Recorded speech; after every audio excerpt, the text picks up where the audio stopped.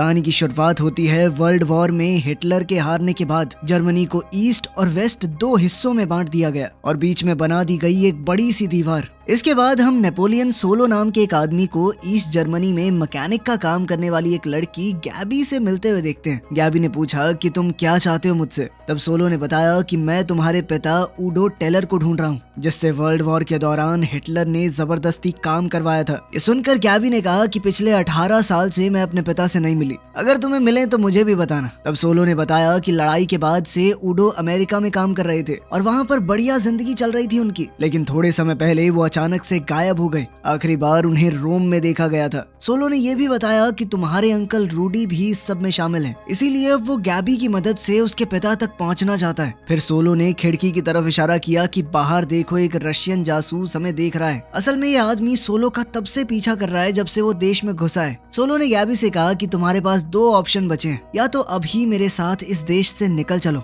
या फिर बाद में ये रशियन तुम्हें पकड़कर निकलवाने की कोशिश करेंगे कि एक अमेरिकन स्पाई तुमसे क्यों मिलने आया था। थोड़ा सोचकर गैबी ने फैसला किया कि निकलना ही बेहतर है, इन रशियंस के हाथों मरना थोड़ी है। उसने गाड़ी निकाली जबकि सोलो पिछली सीट पर छुपा हुआ था। थोड़ी देर बाद जब वो ट्रैफिक लाइट पर रुके तो एक रशियन जासूस उन तक पहुंच गया और गैबी को शक भरी नजरों से देखने लगा। जैसे ही सोलो ने देखा कि उस रशियन जासूस का स्टीयरिंग व्हील पर एक ही हाथ है तो वो समझ गया कि दूसरा हाथ बंदूक पर होगा। उसने गैबी से कहा कि गोली चलने की आवाज आते ही तुरंत गाड़ी भगा देना। सोलो ने जल्दी से ऊपर होकर रशियन जासूस पर 2 गोलियां चलाई, लेकिन वो रशियन जासूस भी तेज था, बच गया। गैबी ने बहुत तेज गाड़ी दौड़ाई, लेकिन वो रशियन स्पाई बेहतरीन था, वो उनका पीछा करता ही रहा। लेकिन फिर आगे चलकर एक कंस्ट्रक्शन साइट का फायदा उठा के गैबी कुछ सेकंडों के लिए उसे चकमा देने में कामयाब हो गई। असल में गैबी ने एक दूसरी सड़क पर जाकर अपनी गाड़ी पार्किंग में लगा दी, जबकि वो रशियन जासूस सीधा निकल गया। सोलो जानता था कि वो वापस जरूर आएगा, इसीलिए उसने गाड़ी से उतरने से पहले ही गैबी को पूरा प्लान समझा दिया। उधर वो रशियन जासूस बंदूक पकड़े हुए अपनी गाड़ी पीछे कर रहा था, जबकि गैबी चुपचाप फुटपाथ पर छुप गई। लेकिन उसकी परछाई उस जासूस को दिख गई और वो फिर से उसके पीछे लग गया। तभी सोलो पीछे से निकल कर आया और ड्राइवर पर 2 गोलियां दाग दी, जिससे गाड़ी कंट्रोल से बाहर होकर आगे ठुक गई। इससे सोलो को एक बार के लिए लगा कि मैंने उस जासूस को मार दिया है। वहीं गैबी ने तुरंत गाड़ी मोड़कर सोलो को अपने साथ बैठा लिया, लेकिन वो रशियन जासूस अपनी सीट नीचे करके बच गया था। खैर, गाड़ी ठुकने की वजह से अब उसे पैदल ही उनका पीछा करना पड़ा। वो पूरी जान लगाकर गाड़ी को रोकने की कोशिश कर रहा था। गैबी ने सोलो से कहा भी कि गोली मार देना इसे, लेकिन सोलो ने कहा कि मेरा मन नहीं है यार, मैं देखना चाहता हूँ ये आदमी क्या करेगा। उस रशियन जासूस ने गाड़ी का पिछला हिस्सा ही उखाड़ दिया, लेकिन वो लोग गाड़ी में थे तो उसे पीछे छोड़कर भाग ही गए। फिर सोलो ने गैबी से कहा कि वो पतली सी गली है ना, उसमें गाड़ी भगा। गैबी ने कहा भी कि ये बहुत पतली लग रही है, लेकिन गैबी सोलो की बात मानती रही और गाड़ी बीच हवा में फंस गई। सोलो ने कहा कि ऐसे क्या देख रही हो, बिल्कुल सही जगह पे आए हैं। अब गाड़ी की खिड़की से वो सीधा बिल्डिंग की खिड़की में घुस गए और अंदर जाकर वो जल्दी से छत की तरफ भागे। इधर वो रशियन जासूस भी आराम से बैठने वाला नहीं था, वो भी लगातार उनके पीछे आ रहा था। उसी वक्त दीवार के उस तरफ एक ट्रक आया और जैसे ही सोलो ने उसे सिग्नल दिया, उसकी तरफ एक रस्सी फेंकी गई, जिसके सहारे वो दीवार के ऊपर से होते हुए दूसरी तरफ पहुंच गए। लेकिन जैसे ही वो रशियन जासूस रस्सी पर चढ़ा तो सोलो ने ट्रक थोड़ा पीछे करवा दिया, जिससे रस्सी ढीली हो गई और वो बॉर्डर के बीच में फंस गया। इसके बाद कहानी थोड़ी पीछे गई। पता चलता है कि उस रशियन जासूस का नाम इलिया है और उसका सीनियर ओलेग उसे सोलो के बारे में बता रहा था। सोलो अमेरिका का सबसे जबरदस्त जासूस है। रशियंस कई बार उसे पकड़ने की कोशिश कर चुके हैं, लेकिन वो हर बार बच निकलता है। खैर, अगले दिन सुबह पब्लिक वॉशरूम में सोलो अपने सीनियर सैंडर्स से मिला, जो उसे एक नई असाइनमेंट के बारे में बता रहा था। तभी अचानक इलिया पीछे से आया और सोलो को चौंका दिया। दोनों के बीच तुरंत लड़ाई शुरू हो गई, लेकिन ये देखकर सैंडर्स बिल्कुल भी हैरान नहीं हुआ। अब सोलो चोक होल्ड में लगभग बेहोश होने ही वाला था,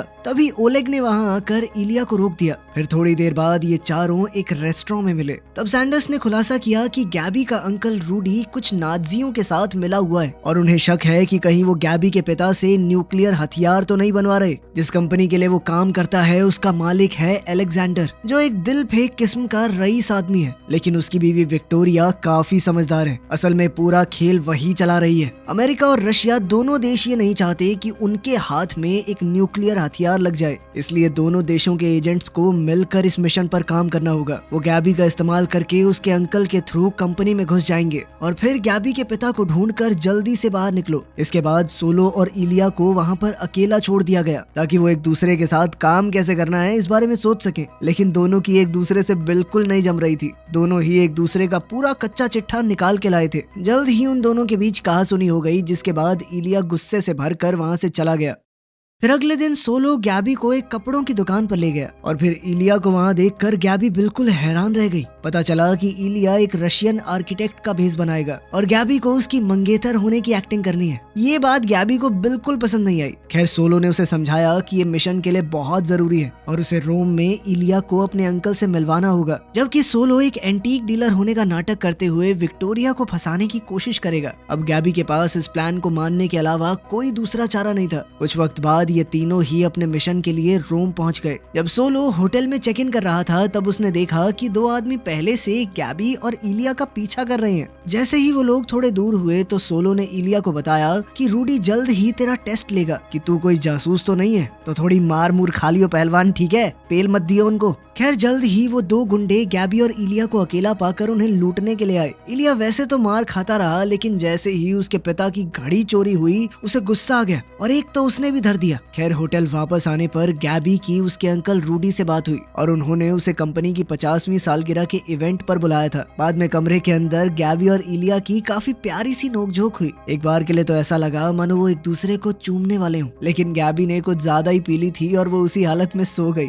उधर सोलो होटल की रिसेप्शनिस्ट के साथ फ्लर्ट कर रहा था ताकि उसके करीब आकर थोड़ी बहुत जानकारी निकाल सके। खैर बाद में उसे अपनी घड़ी के अंदर एक माइक मिला और फिर थोड़ा खोजने पर कमरे में कई सारे माइक और ट्रांसमीटर मिले, जिसके बाद वो इलिया से मिला और कहने लगा कि तुमने मेरे कमरे में ये सब क्यों लगाया है। लेकिन इलिया ने भी इसी तरह उसके लगाए हुए सारे माइक और ट्रांसमीटर निकाल रखे थे। बाद में इवेंट पर जाने से पहले इलिया ने गैबी को एक एंगेजमेंट रिंग पहना दी। इवेंट में गैबी ने इलिया को अपने अंकल रूडी से मिलवाया, जहाँ रूडी पूछने लगा कि वो दोनों कैसे मिले। बातों बातों में रूडी ने कुछ ऐसी बातें कह दी जो इलिया को पसंद नहीं आई और वो वहाँ से गुस्सा होकर चला गया। खैर गैबी ने अभी भी मिशन पर ध्यान देते हुए अपने पिता का जिक्र किया। उसने कहा कि जल्द ही मुझे शादी करनी है, मैं चाहती हूँ मेरे पिता वहाँ पर हों। लेकिन रूडी ने कहा कि मैं भी नहीं जानता बेटा वो कहाँ पे है। दूसरी ओर हम सोलो को देखते हैं जिसने एक आदमी से टकराकर उसका इनविटेशन चुरा लिया। खैर बाद में उसने किचन के रास्ते से एक इवेंट में एंट्री की जिसे एक गार्ड ने देख लिया था। जब सोलो वहां घूम रहा था तो गार्ड ने उसे रोका और कहा कि इनविटेशन दिखाओ। तब सोलो ने ऐसा नाटक किया कि मैं तो भूल गया, आजा मेरे साथ बाहर दिखा देता हूँ तुझे। तभी गार्ड और उसके बीच में थोड़ी हाथापाई हो गई। सोलो ने जानबूझकर एक जबरदस्त मुक्का खाया और फिर इन्विटेशन दिखा दिया। इससे विक्टोरिया को बहुत बुरा लगा और वो सोलो को उठाते हुए उससे माफी मांगने लगी। इसी दौरान सोलो लड़खड़ा कर विक्टोरिया पर गिर पड़ा। इसके बाद जब दोनों अकेले में बात कर रहे थे तो विक्टोरिया को एहसास हुआ कि सोलो उसका नेकलेस और उसकी घड़ी पहले ही चुरा चुका है। खैर सोलो ने उसे बताया कि आपकी कलेक्शन में बहुत सी नायाब चीजें हैं, लेकिन कोई चीज तो ऐसी होगी जिसे आप हासिल नहीं कर पाई। मैं उन्हीं चीजों को अपने क्लाइंट तक पहुंचाने का काम करता हूँ। उधर इलिया वॉशरूम में गया तो वहाँ पहले ही 3 लड़के सिंक के पास खड़े थे। उसने हाथ धोने के लिए कहा कि भाई थोड़ा साइड हो जाओ, लेकिन उन्होंने बात ना मानते हुए कहा कि कहीं और जाके धो ले। आखिरकार इलिया के गुस्से की टंकी फट गई। उसने अपने जबरदस्त लड़ने के अंदाज में तीनों की छुट्टी कर दी और वहीं दूसरी तरफ सोलो विक्टोरिया के साथ एक मीटिंग सेट करने में कामयाब हो गया। इस पूरे इवेंट में इलिया ने बहुत सारी फोटोज खींची थी और वो भी एक खास रेडिएशन सेंसिटिव फिल्म पर, जिससे ये साबित हो गया कि विक्टोरिया और रूडी एक न्यूक्लियर हथियार बनवा रहे हैं। अब इलिया ने हिसाब लगाया कि कंपनी यूरेनियम तो इकट्ठा कर चुकी है, लेकिन सोलो ने कहा कि भाई देख जो भी है ना कल बात करेंगे, अब मैं जा रहा हूँ सोने। लेकिन फिर कुछ देर बाद ही कंपनी की फैक्ट्री के बाहर हम सोलो को देखते हैं जो छुपते छुपाते अंदर घुसने की कोशिश कर रहा था। जैसे ही वो तार काट के अंदर घुसने वाला था उसने देखा कि इलिया बिल्कुल उसके पास ही खड़ा है। उसने पूछा कि हाँ भाई तू तो सोने जा रहा था ना। तभी अचानक से सारी लाइट्स बंद हो गई। दोनों एक दूसरे को देखकर बिल्कुल भी चौंके नहीं। इलिया ने कहा कि जनरेटर ठीक होने से पहले हमारे पास सिर्फ 10 मिनट हैं। तब सोलो कहने लगा कि अगर ये सब जल्दी से करना है तो किसी का ध्यान अपनी तरफ मत खींचना। फिर सोलो ने अपने खास प्लायर से नेट काटना शुरू किया और कहने लगा कि ये लेटेस्ट टेक्नोलॉजी है छोटे, मेड इन अमेरिका। लेकिन इलिया के पास अपना खास हथियार था जिससे उसने सेकंडों में तार को काट के रख दिया।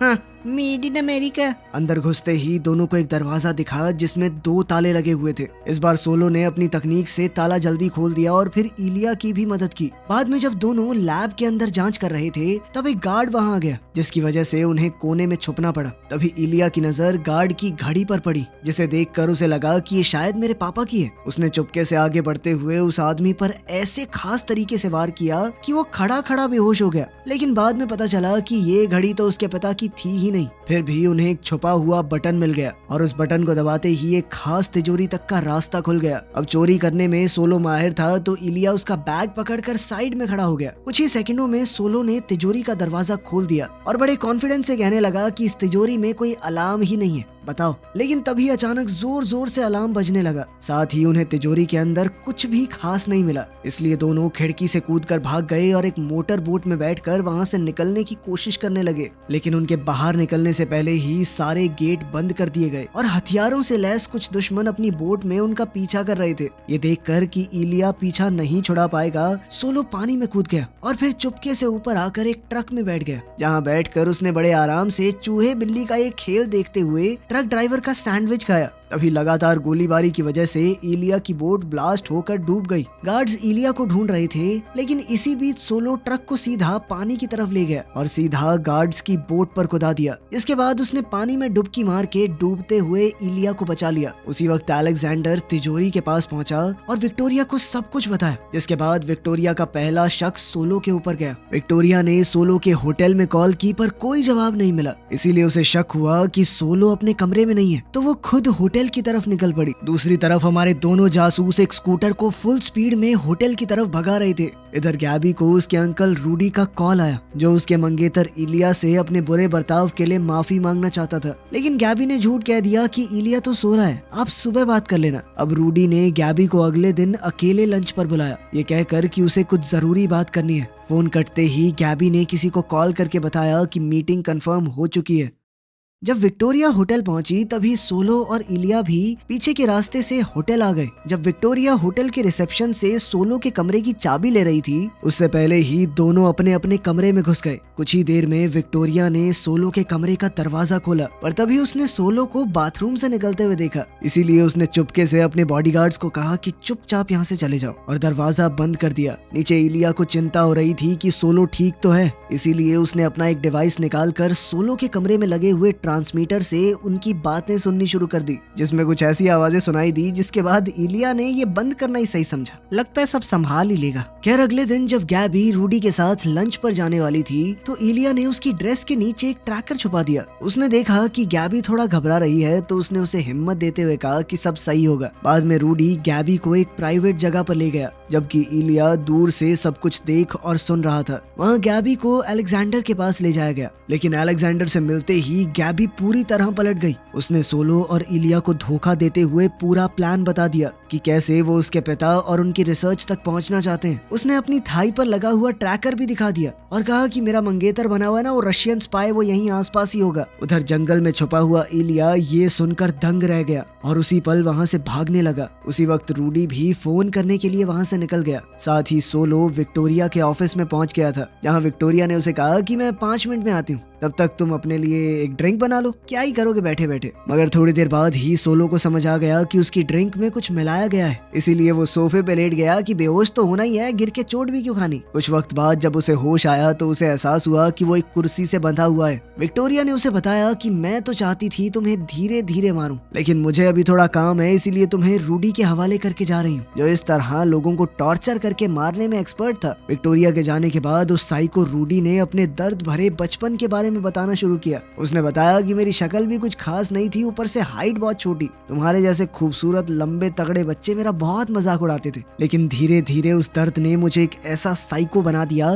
जिसे लोगों को टॉर्चर करने में मजा आता है। हिटलर के साथ था मैं, पता नहीं कितने कैदियों को टॉर्चर करके इन्फॉर्मेशन निकाली है। उसने जितने भी लोगों को टॉर्चर करके मारा था उनकी फोटो अपनी स्क्रैप बुक में लगा रखी थी। ऐसा अजीब सा पागल था वो। उसने एक खाली पन्ना तैयार करते हुए सोलो से कहा कि तैयार हो जा, यहाँ चिपकाऊंगा तेरी फोटो। फिर रूडी ने सोलो को इलेक्ट्रिक शॉक देना शुरू कर दिया और उसे तड़पता हुआ देखकर खुश होने लगा। खुशकिस्मती से ऐन मौके पर सोलो की लोकेशन को ट्रैक करते हुए इलिया वहाँ पर पहुँच गया। सोलो को लगा था कि उसने सारे ट्रैकर निकाल दिए, पर इलिया ने एक ट्रैकर उसके जूते में छुपा दिया था। अब पूरी गेम पलट चुकी थी और अचानक से बेचारे रूडी की खुशी गायब हो गई। शिकारी खुद शिकार बन गया। अब वो दोनों से अपनी जान की भीख मांगने लगा। उसने उन दोनों को सब कुछ बता दिया कि एक न्यूक्लियर हथियार ऑलरेडी बन चुका है और कल वो विक्टोरिया को उनके प्राइवेट आइलैंड पर मिल जाएगा। अब उन्होंने रूडी को मशीन से बांध तो दिया ही था, तो दोनों बातचीत करने लगे कि इसे मार दें या छोड़ दें। लेकिन तब तक रूडी ने खुद को छुड़ाने के चक्कर में गलती से मशीन को एक्टिवेट कर दिया और उस बेचारे की तो खुद ही गेम हो गई। दूसरी तरफ गैबी आखिरकार 18 साल बाद अपने पिता से मिली। वहीं इलिया और सोलो एयरपोर्ट की तरफ निकल पड़े, जहां उन्हें बताया गया कि उन्हें वेवरली नाम के एक ब्रिटिश नेवल कमांडर के साथ मिलकर आगे के मिशन को पूरा करना है। सोलो को ऑर्डर दिया गया कि साइंटिस्ट उडो और उसकी रिसर्च डिस्क को ढूंढ निकालो, और ये सब करने में अगर इलिया को मारना भी पड़ा तो हिचकिचाना मत। उधर इलिया को भी बिल्कुल ऐसे ही ऑर्डर्स दिए गए थे। अब उस ब्रिटिश कमांडर वेवरली ने एक खुलासा किया। उसने बताया कि गैबी इस पूरे मिशन में मेरे लिए काम कर रही थी। जब इन लोगों ने उसके पिता को किडनैप किया था, उसने तभी से गैबी को रिक्रूट कर लिया था। वो तो बस गैबी के उसके पिता तक पहुंचने का मौका ढूंढ रहे थे, और गैबी ने सोलो और इलिया को धोखा भी उसी के कहने पर दिया ताकि जल्द से जल्द दुश्मन का भरोसा जीत कर उडो को ट्रेस किया जा सके। उन्होंने पूरी जानकारी सोच समझ के ही दी थी ताकि इलिया के पास भागने का टाइम बच जाए, क्योंकि वो जानते थे कि जो एंगेजमेंट रिंग उसने गैबी को दी थी उसकी मदद से वो सारी बातें सुन रहा होगा। अब ब्रिटिश नेवी आइलैंड पर कब्जा करने वाली थी, जबकि सोलो और इलिया का मिशन था उस न्यूक्लियर हथियार पर कब्जा करना और साथ ही उडो और गैबी को रिहा करवाना। उधर आइलैंड पर उडो ने अपने काम में गैबी की मदद मांगी, जिसके लिए विक्टोरिया ने तुरंत हाँ कर दी। वहाँ लैब के अंदर एक नहीं 2 हथियार थे, एक नॉर्मल मिसाइल और एक न्यूक्लियर। साइंटिस्ट ने बताया कि ये दोनों आपस में जुड़ी हुई हैं ताकि हमले के वक्त कोई समझ ना पाए कि कौन सी उड़ानी है। तभी गैबी ने जानबूझकर एक प्लेट गिरा दी, जिससे साइंटिस्ट का ध्यान भटक गया और उडो को मिसाइल का एक हिस्सा बदलने का मौका मिल गया। लेकिन तभी विक्टोरिया लैब में आ गई और उसने उडो से कहा कि ज्यादा चालाकी मत करो, अगर अपनी बेटी जिंदा चाहिए ना तो सब सही बना दियो, और सबसे पहले वो जो पार्ट बदला है ना वो वापस लगा दे। इतना कहकर वो गैबी को अपने साथ ले गई। कुछ ही देर में उडो ने अपना सारा काम पूरा कर दिया और विक्टोरिया ने उसे अपनी कंप्यूटर डिस्क और बैकअप देने पर भी मजबूर किया ताकि उस डिस्क की मदद से वो जितने चाहें उतने न्यूक्लियर हथियार बना पाएं। उन्हें अब उडो की जरूरत नहीं रहेगी। सुबह होने से पहले ही नेवी के जवान सोलो और इलिया के साथ आइलैंड पर उतर चुके थे और उन्होंने जल्दी से अपना हमला शुरू कर दिया। दोनों जल्दी से लैब तक पहुंच गए, लेकिन वहां पर सिर्फ उडो की लाश पड़ी थी। उन्हें पता चला कि न्यूक्लियर हथियार को पहले ही ट्रांसफर कर दिया गया है। इलिया बॉम्ब को ढूंढने के लिए अलग हो गया, जबकि सोलो को एक गार्ड के पास इलिया के पिता की घड़ी नजर आई। इसके बाद जब सोलो कंट्रोल रूम में घुसा तो उसने देखा कि अलेक्जेंडर न्यूक्लियर हथियार और गैबी के साथ भाग रहा है। तब सोलो ने तुरंत एक ऑफ रोड गाड़ी में उनका पीछा करना शुरू कर दिया, जबकि इलिया भी बाइक पर उनके पीछे ही था। दोनों ने शॉर्टकट मारते हुए उन्हें पकड़ भी लिया, लेकिन अलेक्जेंडर ने बाइक को टक्कर मार दी, जिससे इलिया का बैलेंस बिगड़ गया और वो दूर जा गिरा। तब सोलो ने अलेक्जेंडर की कार को जोर से टक्कर मारकर उसे पलट दिया। इसके बाद अलेक्जेंडर और सोलो के बीच में लड़ाई शुरू हो गई, लेकिन ये लड़ाई ज्यादा लंबी नहीं चली क्योंकि इलिया ने मौका मिलते ही उसे मार दिया। इस सब में इलिया को ये नहीं पता चला कि सोलो लड़ते लड़ते डिस्क पहले ही चुरा चुका है। बाद में जब फौजियों ने उस वॉरहेड को चेक किया तो पता चला कि ये तो एक नॉर्मल मिसाइल है और उन सबको बेवकूफ बना दिया गया था। पता चला कि आज सुबह इस आइलैंड से 100 से ज्यादा मछुआरों की बोट्स निकली हैं और वो न्यूक्लियर हथियार उनमें से किसी के भी अंदर हो सकता है। लेकिन तभी सोलो को विक्टोरिया के ऑफिस में देखा हुआ एक जाना पहचाना नाम याद आया। ये विक्टोरिया के पिता की बोट का नाम था। जब उन्होंने लिस्ट में चेक किया तो उस नाम की बोट मिल गई। इसके बाद उन्होंने जल्दी से उस बोट पर मौजूद रेडियो से कांटेक्ट किया, जहां कैप्टन कहने लगा कि मैं इस बारे में कुछ नहीं जानता, यहाँ कोई विक्टोरिया नहीं है। लेकिन फिर सोलो ने विक्टोरिया को सड़ाने के चक्कर में मजाक उड़ाया कि तेरे पति को मार दिया हमने, इतना नल्ला था वो 20 सेकंड नहीं लड़ पाया मुझसे। ये सब सुनकर विक्टोरिया आखिरकार रेडियो पर आई और उसने धमकी दी कि तेरे पूरे परिवार को 1 साल के अंदर मार दूंगी। दरअसल ये सोलो की एक चाल थी। वो विक्टोरिया को बातों में उलझा कर रखना चाहता था ताकि नेवी को मौका मिल जाए सिग्नल ट्रेस करके उसकी लोकेशन का पता लगाने का। अब उसने अचानक से विक्टोरिया को बताया कि दीदी मेरे परिवार को तो नहीं मार पाओगे क्योंकि कुछ ही सेकंड में आपकी खुद की गेम होने वाली है। बोट की तरफ आती हुई मिसाइल को देखकर क्रू मेंबर्स समुद्र में कूदने लगे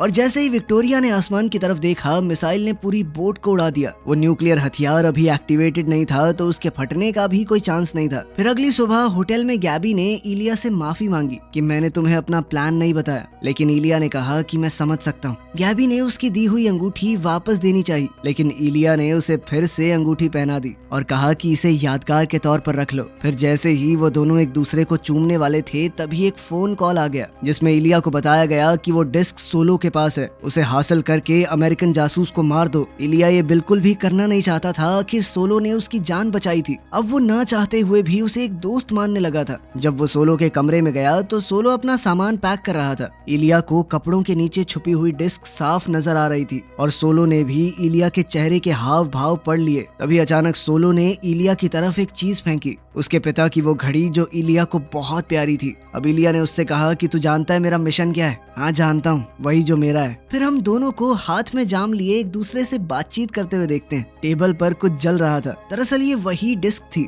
अब जब डिस्क होगी ही नहीं तो गलत हाथों में पड़ने का सवाल ही नहीं है और एक दूसरे को मारना भी नहीं पड़ेगा। तब वेवरली वहाँ आया और उसने बताया कि अगले मिशन के लिए मुझे तुम दोनों की जरूरत है। हम अलग अलग देशों के जासूसों को मिलाकर एक खास टुकड़ी बना रहे हैं जिसका काम बेहद खतरनाक मिशंस को पूरा करने का होगा। बदकिस्मती से इस मूवी का अगला पार्ट कभी आया ही नहीं। मैं बहुत वेट कर रहा था, लेकिन चलो जो भी है, मिलते हैं अगली वीडियो में।